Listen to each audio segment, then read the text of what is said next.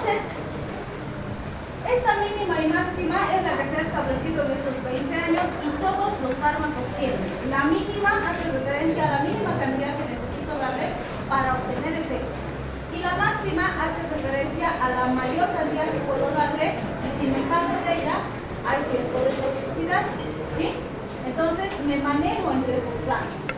Ahora, van a ver que en base a esto vamos a trabajar con las otras dosis que hemos ido analizando. Por ejemplo, hemos dicho que para algunos casos es muy importante el peso. Por ejemplo, cuando hablamos de los niños, hemos dicho que les vamos a hacer el cálculo por kilogramo de peso. ¿Sí? En cambio, en los adultos no es tan relevante, pero en los niños es muy importante porque como están en crecimiento puede haber gran diferencia. Y además, niño es desde sus 0 años hasta sus 14 años, entonces no les puedo dar con la misma dosis, ¿cierto? Estamos en calcular. La dosis por sexo estará en relación a si hay diferencias entre varón y mujer.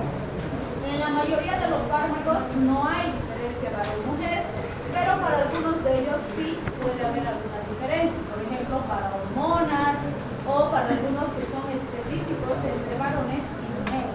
Después, para la mayoría, silencio por favor ahí atrás, si quieren pueden salir. ¿Okay? Hoy día tenemos poquito tiempo, así que hay que utilizar. ¿Sí? Bien, cuando hablamos de la edad, como hemos dicho, los dos extremos de la vida, los niños chiquitos y los adultos mayores, son más sensibles, entonces en ellos habrá que tener dosificaciones especiales o tener mayor cuidado con la dosificación específica.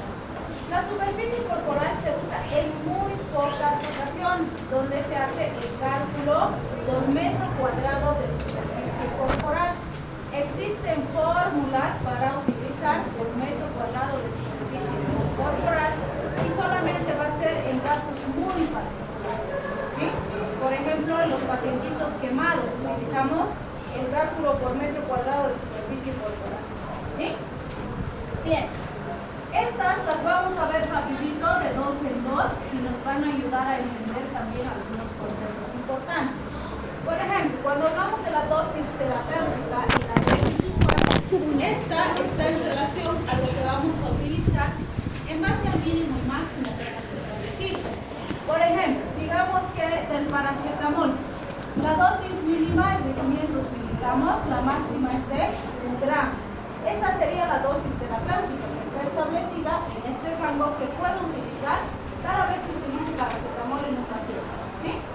Ahora, entre 500 miligramos y 1 gramo, ¿cuál es la que se usa con más frecuencia? 500, ¿cierto? Entonces, esa sería la dosis usual, porque es la que uso con más frecuencia. ¿Sí?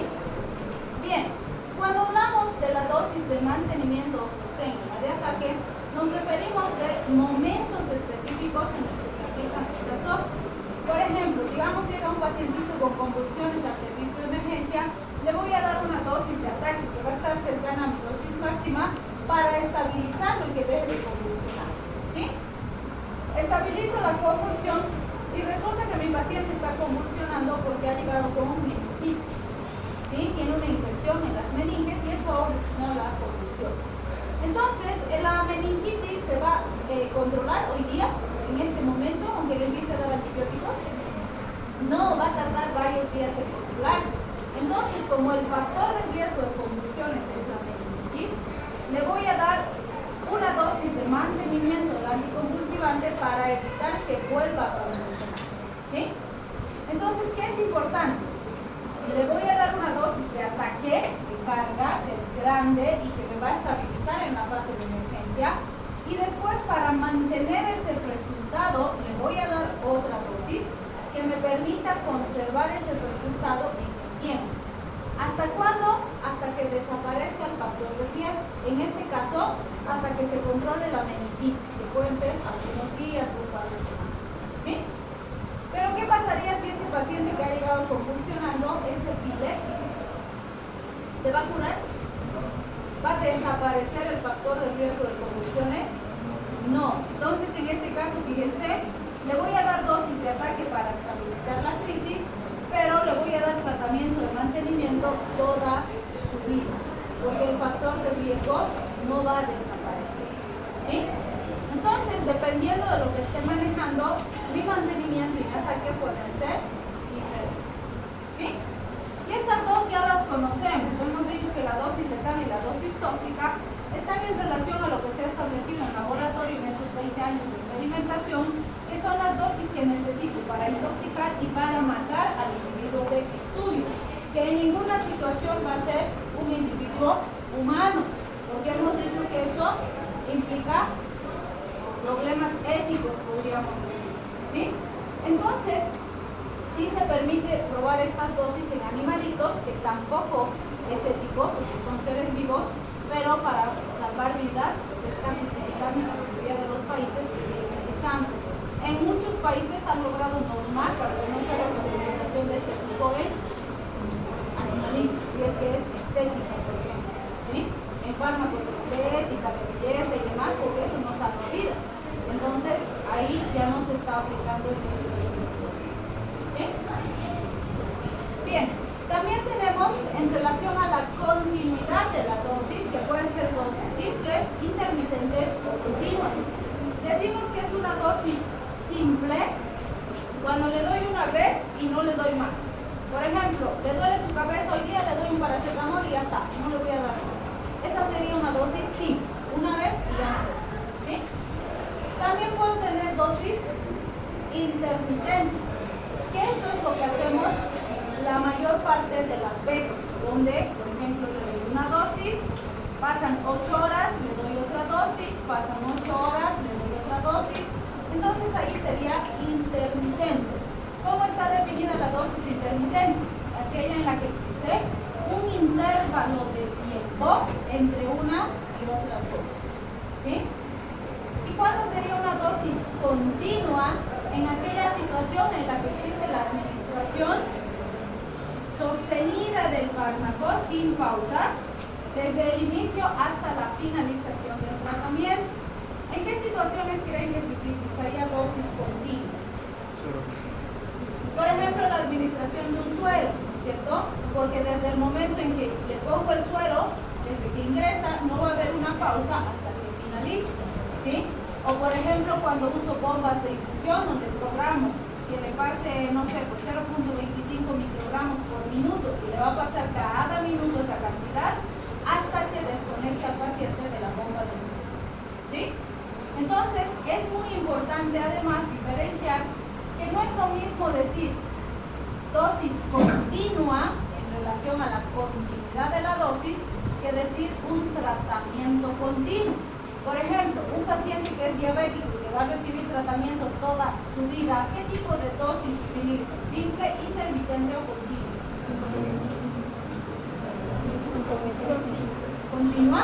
Pero si recibe, por ejemplo, metformina cada 24 horas, va a recibir una dosis, van a pasar 24 horas, otra dosis, 24 horas, otra dosis, sigue siendo intermitente, ¿sí?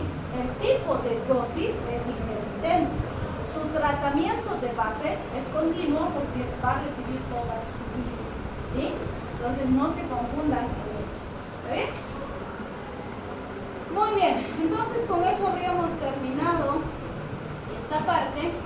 ¿Han revisado farmacocinética y farmacodinámica? ¿Se les ha subido plataforma? ¿Tienen alguna duda? Vayan revisando, sus exámenes están cerca y eso también entra. Y no lo vamos a avanzar, por eso les estoy preguntando dudas. Pero también entra, ¿sí? Por eso se les ha subido. Revisen por favor, ¿ya? Número 2, ¿han revisado su tarea? Tienen la práctica que ya se les ha subido a plataforma, ¿no es cierto? ¿Tienen alguna duda? No se olviden que esa tiene fecha de entrega. La fecha de entrega es hasta el día domingo, ¿sí? Tienen una semana para hacer. Tienen el miércoles todavía para preguntar cualquier duda que tengan. No se aceptan entregas después del domingo. O sea, si bien el sistema les puede permitir subir sus trabajos después de esa fecha, si entregan después de esa fecha vale 0, ¿sí? Número 2, la defensa va a ser el día lunes, es decir, en esta misma hora, en esta misma aula, la siguiente semana. ¿Qué necesitan traer? Calculadora, porque no pueden usar el celular ni para la defensa práctica, ni en el parcial, y para el parcial también necesitan calculadora, así que vayan necesita hacer una calculadora científica súper cara, no. Que sume, reste, multiplique y divide suficiente. Así que una marca patito de 5 pesitos sirve, ¿sí? Pero tienen que traer, por lo que se van a quedar sin saber. Cuando hacemos cálculos de gotas, que también se les pregunta en el examen, no tiene nada de complicado, ¿sí? Pero es importante que sepan, porque si no, después se pierden en el examen. Y sí se les puede proponer ejercicios donde se les pida que ustedes le den gotas al sistema, ¿sí? Por decir, digamos que me ha salido que le tengo que dar 0.2 ml. O sea, ¿se puede medir en jeringuita 0.2? Sí, pero es pues así, chiquitito. Si no tengo otra opción, ni modo, le daré 0.2 que calcule que mida, ¿sí? Pero si puedo darle en gotitas, es más fácil para que la mamá, unas gotitas le agarre, ¿sí? Entonces, ¿cómo hago la conversión? Tenemos una medida universal que nos dice 1 ml es igual a 20 gotas. Esta es la medida universal que nunca jamás se tienen que olvidar, ¿sí? Porque se maneja casi para todos los fármacos. ¿Por qué digo casi? Porque algunos laboratorios locos, por hacernos la maldad, han hecho goteros que tienen 24 gotas en 1 ml. Entonces sí, échenle una miradita a la posología porque pues, quieren completar la existencia. Cuando siempre se ha manejado como universal, 20 gotas. Entonces, ese es el universal que seguimos manejando, ¿sí? Pero algunos tienen sus excepciones. Hay que revisar. Entonces, ¿qué voy a hacer? Hago mi regla de 3 simple. ¿Qué digo? Si 1 ml tiene 20 gotitas, entonces yo quiero saber 0.2 ml, ¿cuántas gotitas serán? Y hago regla de 3 simple. Y digo 0.2 por 20 dividido entre 1. Y aquí siempre les digo, cualquier número dividido entre 1 es lo mismo.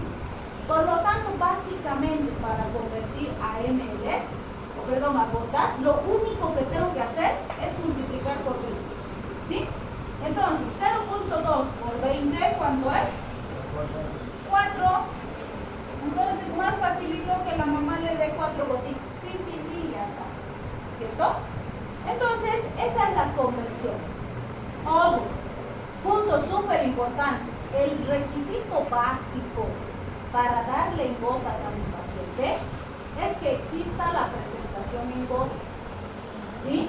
No puedo convertir cualquier fármaco que se me ocurra a gotas y decirle que le den gotas. A ver, yo agarraré este vasito así y les digo, ya toma mamá, dale 4 gotas de aquí. ¿Vas a poder? No, si no te vas a alocar, mucha, y ahora con la jeringa le jalas, se te sale todo el chorro. Es una locura. Le voy a complicar la existencia a la mamá en vez de ayudarle a dosificar. ¿Se dan cuenta? Entonces, requisito número 1 para prescribir en gotas es que exista la presentación en gotas. Si no existe presentación en gotas, no le puedo dar gotas. Aunque mi dosis sea chiquitita, tengo que calcular así chiquitito en la jeringuita, de modo. ¿Sí? ¿Entendido? ¿Segurísimo? Ok, ojo que esto también es anulación de la receta, porque no puede ser algo inexistente, ¿cierto? ¿Sí? Entonces, requisito, tiene que haber frasco gotero para dar en gotas. ¿Está clarísimo?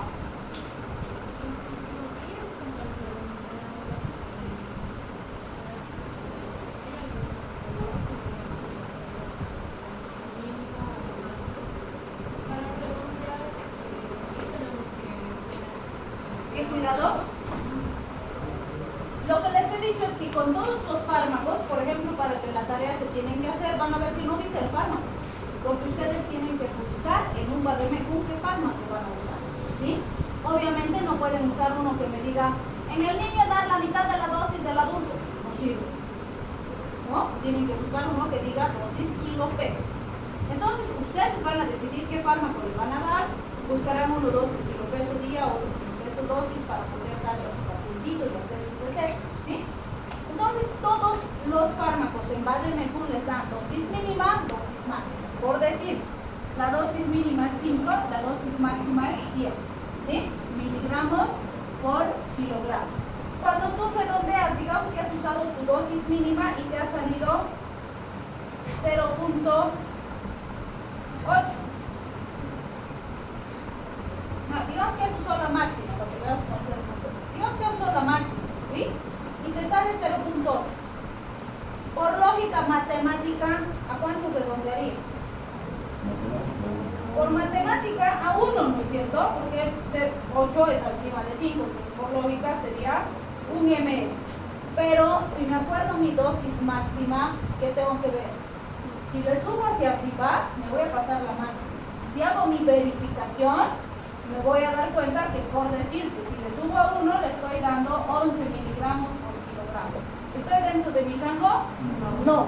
Entonces, ese ejercicio vale 0, porque no puede haber error en la dosificación. ¿Sí? Entonces, ¿qué les he dicho? Consejo de conejo, si usas la dosis máxima, ven hacia abajo. Porque ese 0,1 que te pasas, se pasa de tu dosis máxima. Si has usado la mínima, ve hacia arriba, de ahí no te vas a pasar. Pero si este intervalo es así chiquitito como en este caso, mejor verificar. Hemos practicado cómo se hace la verificación, ¿no es cierto? Practiquen, ejerciten. Si verificas y estás, qué sé yo, dándole 6, o le estás dando 7, o le estás dando 8, o le estás dando 9, está perfecto. Siempre que estés entre 5 y 10. Si le estás dando 4.9, está mal, porque es menos de 5. ¿Sí? Si le estás dando 10.1, está mal, porque es más de 10. Entonces no te puedes pasar de 10, no te puedes pasar de 5. Si está intermedio, está perfecto. ¿Sí? Entonces verifiquen para que no tengan ese problema. Y para eso practiquen. Van a ver que al practicar, como les he dicho el día que hemos hecho la práctica, cuando empiezo a hacer, ahí recién empiezan a salir mis dudas. Ay, ¿de dónde sale esto? ¿Cómo hago esto? ¿Y en esta situación qué hago? Hoy y el miércoles es para que pregunten sus dudas, porque el lunes les voy a tomar examen de eso. ¿Sí? Entonces fíjense, hemos hecho el miércoles, hoy tenían para preguntar, el miércoles tienen para preguntar, el lunes defienden que saben hacer. ¿Sí? Pero si el domingo se ponen a practicar y todas sus dudas salen el domingo, el lunes no explico nada. El lunes vengo a verificar que saben, nada más. Entonces háganlo, porque al hacer van a ver si saben o tienen dudas. Y estoy aquí para ayudarles, pero antes de la defensa. En defensa yo no explico, porque es defensa. ¿Sí? Doctora, una pregunta. En el caso de las gotitas, ¿usted nos va a indicar qué medicamentos sí van a El día de la defensa, como les he dicho, yo les voy a dar el fármaco, la presentación, el tiempo de tratamiento, la dosis mínima, la dosis máxima. Yo les voy a dar todos los datos. ¿Qué tienes que saber? Saber hacer la receta. ¿Sí? Todos esos datos yo les voy a dar. Muchas gracias. Ok, bien, entonces ahora sí vamos con la parte teórica de receta médica, que está bueno, teníamos que verla antes de la práctica, pero como nos han madrugado con el data, entonces nos hemos adelantado para no perder tiempo. ¿Sí? Entonces, cuando hablamos de receta, en este capítulo es súper importante que aprendamos dos cosas. Primero, la estructura de la receta, cómo se hace la receta, qué debe tener, qué elementos deben faltar, etc. Pero lo más importante, lo que acabamos de mencionar, hacer la receta. Porque ustedes van a hacer recetas todos los días de su vida si lo hacen como médicos. Estén en hospital, estén en consulta externa, estén en donde estén, tienen que hacer recetas. Entonces tienen que saber hacer bien la receta. ¿Sí? Y eso es lo que vamos a aprender en este caso. Entonces, si definimos qué es una receta médica, decimos que la receta es una prescripción o una orden escrita por un profesional médico para que un fármaco sea dispensado. ¿Sí? Legalmente, solamente el médico debería hacer esa prescripción. Y ahorita vamos a entender por qué. Evidentemente, en muchas legislaciones dice también los dentistas pueden prescribir, también los podiatras, o lo que en nuestro medio denominamos los podólogos, y también los veterinarios. Pero obviamente, yo digo, ¿no? El dentista no me va a estar haciendo tratamiento de gastroenteritis, por ejemplo, ¿no? O el veterinario no me va a estar dando fármacos para personas. Entonces, cada cosa en su área. Incluso como médicos, hay cosas que como médico general, el general no puede prescribir, ¿sí? Por ejemplo, un general no puede hacer tratamiento pues de esquizofrenia, eso lo va a hacer el psiquiatra, ¿cierto? O ese general no le va a estar haciendo el tratamiento endocrinológico al paciente que tiene cuadros complejos y demás, no. Aún siendo médico, tiene sus limitaciones dentro del área en que trabaja, ¿sí? Entonces, por eso hay especialistas, incluso subespecialistas, Y hay fármacos que están restringidos a una especialidad específica o a una subespecialidad y que no cualquiera puede manejar, ¿sí?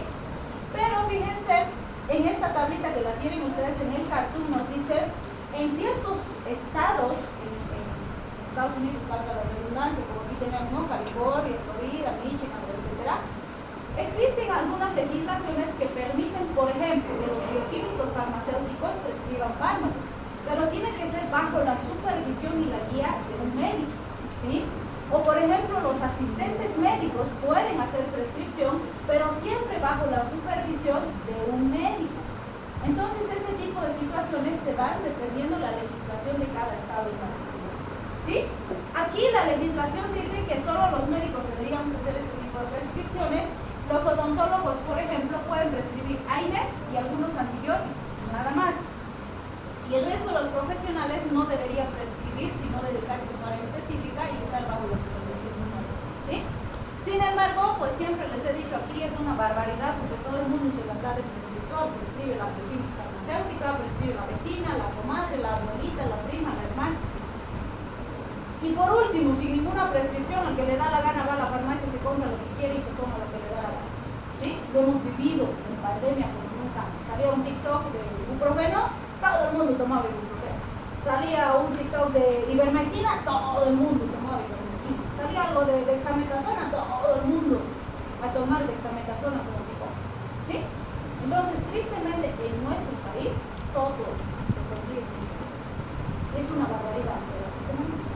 No se debe, no. ¿Hay la legislación? Sí, pero nadie la hace cumplir. Entonces, fíjense, en este gráfico, estos son los pasos que se deberían seguir para hacer una prescripción de un fármaco. Entonces, yo les digo, y me van a dar la razón cuando digo que es una barbaridad y un hecho sin ética y sin responsabilidad que cualquier persona esté prescribiendo fármacos. Número uno, solo con el uno van a ver. Número uno, tengo que hacer un diagnóstico específico para prescribir un fármaco. ¿Qué implica hacer un diagnóstico? ¿Qué hacen ustedes para hacer un diagnóstico de un paciente? Primero, terminología, ya pues, anamnesis. Le preguntan todo, ¿no? Sus antecedentes, si lo han operado, si no lo han operado, si toman fármacos, si qué han tomado, cuánto han tomado. Absolutamente todo, solo la anamnesis. Número dos, exámenes. Los revisan por sistemas, ven, aunque le duela su uña, igual lo ocultan, lo revisan, lo palpan, ven abdomen, ven pulmón, ven corazón, todo, ¿sí? Examen físico. Si es necesario, piden estudios complementarios de laboratorio, de imagen, etc. Y en base a un análisis integrado de todo esto, se hace un diagnóstico específico. Ahora, yo les digo que los bioquímicos farmacéuticos tienen visión de rayos X, porque el paciente va y a su mesoncito, ¿no? Y dice, ay, doctor, yo no tengo diarrea. Y dice, ay, ya, tomate esto, así te vas a tomar, le ven. O sea, tienen visión de rayos X. ¿O qué rato han hecho anamnesis, exploración física, revisado paciente para darle un fármaco? Pero así hacen, ¿no? O la comadre cuando viene a visitar y dice, ay, comadre, me duele mi cabeza. No, tómate esto, a mí me ha dado, el neurólogo me ha hecho súper, tómate. ¿Qué ha hecho? Ni la primera pregunta de la anamnesis. Y le da un fármaco. Y encima se toma, ¿no? ¿Se dan cuenta de lo irresponsable que es eso? Es absolutamente irresponsable, porque estamos dando fármacos sin ningún criterio. No está bien, pero así se está manejando, ¿sí? Número dos, debo considerar las características fisiopatológicas del diagnóstico. Por decir, y van a ver que estos tres van de la mano, elegir un objetivo terapéutico y elegir el fármaco ideal. Digamos que mi paciente tiene hipertensión arterial, ¿sí? Yo sé que fisiológicamente la presión arterial es igual al gasto cardíaco por la resistencia vascular periférica, ¿cierto?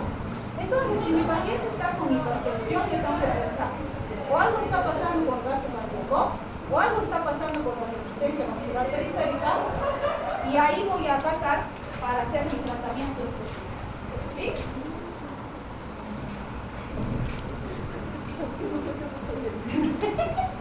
Ok.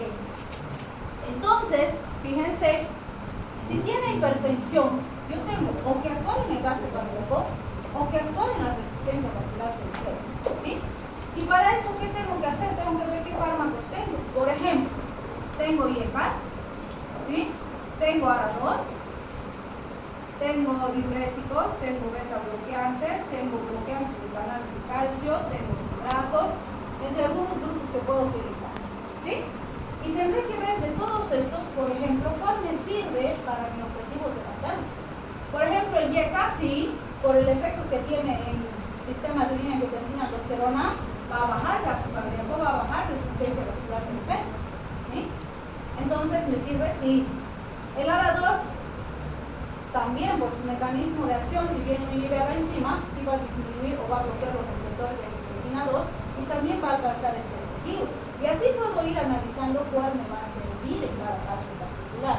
Y decido, para este paciente, por decir, ya, le voy a dar los losartán, ¿sí? Porque para este paciente es mejor. Si fuera un paciente que además de hipertensión tiene insuficiencia cardíaca, por ejemplo, ¿cuál no puedo usar? Beta bloqueantes. Peligroso, también bloqueantes de canal de calcio. Peligroso, también nitratos. Entonces, en base a las características fisiopatológicas, yo voy a decidir dónde quiero actuar y cuál es el mejor fármaco para cada caso en particular, ¿sí?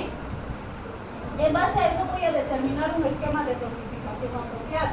Si mi objetivo es que la presión arterial se mantenga alrededor de esta línea, porque ahí es menos de 120, menos de 80, el fármaco ideal será el que me produce oscilaciones pequeñas alrededor de mi objetivo terapéutico. Si el fármaco hace esto, sube, baja, no sirve, porque lesiona más que si está todo el tiempo arriba. Si está todo el tiempo arriba y con el fármaco está aquí, sigue estando mal, está muy lejos del objetivo terapéutico. ¿Cómo voy a saber esto? Haciendo control la primera fase todos los días a la misma hora de la presión para saber cómo está resultando el fármaco que estoy usando. Una vez que alcanzo mi objetivo terapéutico y el fármaco me mantiene cerca, recién voy a estructurar un plan de vigilancia de acción del fármaco y establecer el punto terminal del tratamiento, ¿sí? Si el fármaco no me produce este efecto, entonces veo cambio de fármaco, aumento dosis, combino fármacos hasta alcanzar este objetivo. Cuando he alcanzado esto, recién le voy a decir, ok Juanito, ahora nos vemos cada 2 meses para el control, ¿sí? Entonces vean, ustedes como profesionales van a hacer todo ese trabajo con su paciente. Y el vecino que hace esta prescripción sin hacer nada de esto, sin hacer seguimiento, ¿tiene algún valor ético para hacerlo? Y es un irresponsable porque está jugando con la vida del paciente, ¿sí? Y además, fíjense, tengo que planear un programa de instrucción porque el paciente más colaborador, si quieren, es el que sabe y entiende lo que tiene y para qué sirve lo que está tomando. Entonces yo tengo que lograr educar al paciente en el sentido de que él tiene que entender claramente qué tiene, qué enfermedad tiene y para qué sirve el fármaco que toma. Porque si no sabe eso, ¿qué va a pasar? Va a empezar a tomar, se va a sentir mejor y va a dejar de tomar. Y va a volver cuando se vuelva a descompensar. Y estoy perdiendo tiempo valioso, ¿sí? Estoy perdiendo mantener sano al paciente, proteger sus órganos diana y evitar las complicaciones a largo plazo. Si hago mal el procedimiento, ¿sí? Entonces, fíjense, estas personas que hacen prescripción sin ningún criterio están incumpliendo todos estos pasos. Por eso es que el profesional que debe hacer prescripción de fármacos es solamente el profesional médico que ha hecho todo este proceso integrado de análisis y aplicación. De lo contrario, es absolutamente irresponsable y peligroso estar prescribiendo a un paciente cosas que no son. ¿Sí? ¿Tienen alguna duda hasta aquí? Ahí vamos a quedar. ¿O no? Doctora.